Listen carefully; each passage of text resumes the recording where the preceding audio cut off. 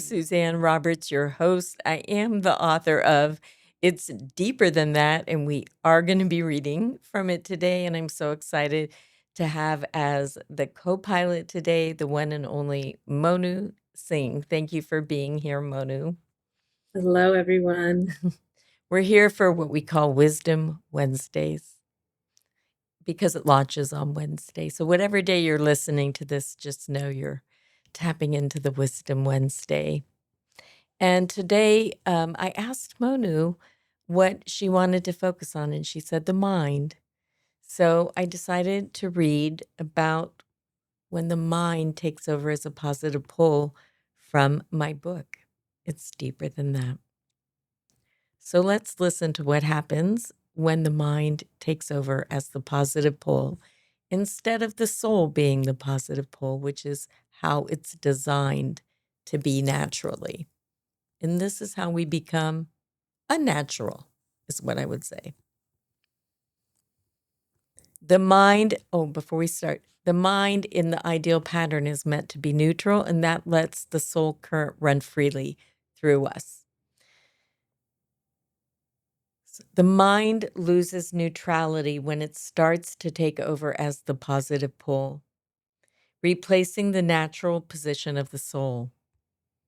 Different spiritual teachers have stated the mind itself assumed the role of the creator and sustainer, and it is the mind which prompts one to go astray. So just stop here for a minute and think about, do you want your mind to become the creator and sustainer? That is, I don't, but it's a good question to ask yourself. Do you want your soul to be the creator and sustainer or your mind? When the mind loses the guidance, wisdom, and knowledge from our higher self, we end up confused, frustrated, and suffering. We spend most of our life completely unaware and unconscious of our mind becoming the dictator, driving our own misery. Think about that. Your mind becoming the dictator, driving your own misery. So here's some of the ways our mind leads us astray. And as you're listening, listeners, see which one piques your interest. I'm asking that of Monu too. And if you have the book, you can find this on page 50. And if you don't, you can get the book on Amazon.com and turn to page 50. This way you'll have your list right in front of you. So, as we're listening here, some of the ways our mind leads us astray are seduction by the senses, designing agendas, leading with bias, outward seeking for fulfillment, building identity by virtues of righteousness, attachment, and pride, seeking safety, belonging, dignity, value, and connection from the world. So these are just some of the ways that our mind can lead us astray and become the dictator and cause misery. Which one stood out to you, Monu?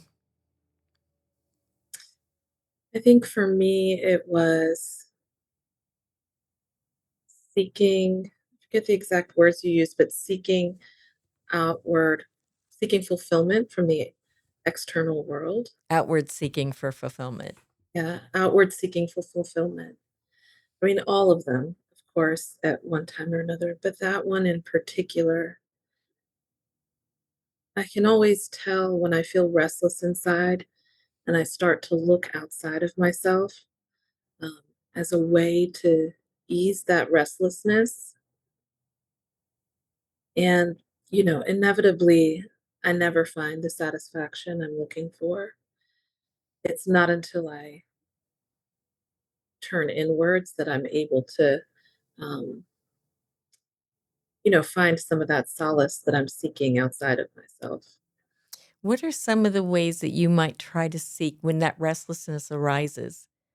How do you seek outside of yourself? Can you give some examples so people might be able to relate to what you're saying?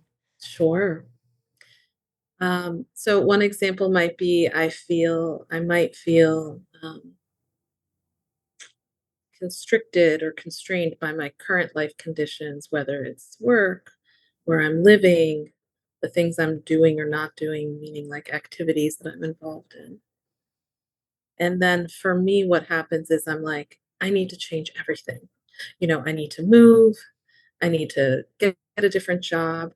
I need to, make new friends, whatever. But all of this is outside of me, right? Mm. And I've been in this pattern long enough and have been practicing observing myself for the past few years that I can now see that when that feeling starts to happen, that something deeper is actually going on, and that I need to pause, like stop scrolling through houses on Zillow or whatever, and like actually turn the computer off and like sit for a few minutes inside and spend the energy that I'm spending looking outside, looking inside. And what are you looking inside for? How are you tuning inside of you? I'm feeling for my soul current, ultimately. That's really what I'm feeling for is my own aliveness, my own that energy um, that's moving inside of me that is always moving. It's just that I'm not always paying attention to it. And once I'm able to connect with that in a deeper way and have a more felt sense of it, that's when I'm like, oh, this is actually my home. Right, not Not not not trying to whatever house Zillow. I can't afford on Zillow. Exactly. Yeah. Exactly. I really appreciate. Thank you so much for being willing to share how you do that. I think people will be able to relate to that, and I also appreciate what you're saying here because it was saying that the mind can become the dictator in dictating where our attention goes.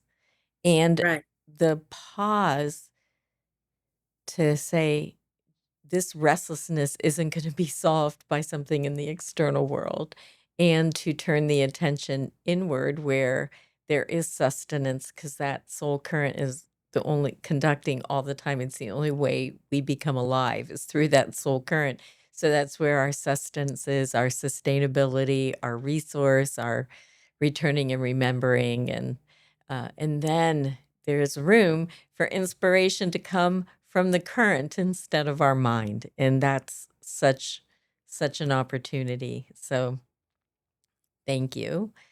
So listeners, consider how your mind leads you astray and causes you pursuing relentlessly in a world that will not fulfill you and controls you, and see if you're willing to pause and turn your attention inward where your treasure lies. And your treasure is a drop of the eternal ocean of love pulsing inside of you, waiting for you to remember and come home to. So, thank you for listening to us here today on the Purpose for Life podcast. We're so excited to have you here. And we'll be back with you in 2 weeks with more Wisdom Wednesdays. It's deeper than that, available on Amazon, and there's a book portal on www.unifyingsolutions.com/book/ where you can have access to so many resources to support you on your journey to the great reconnection.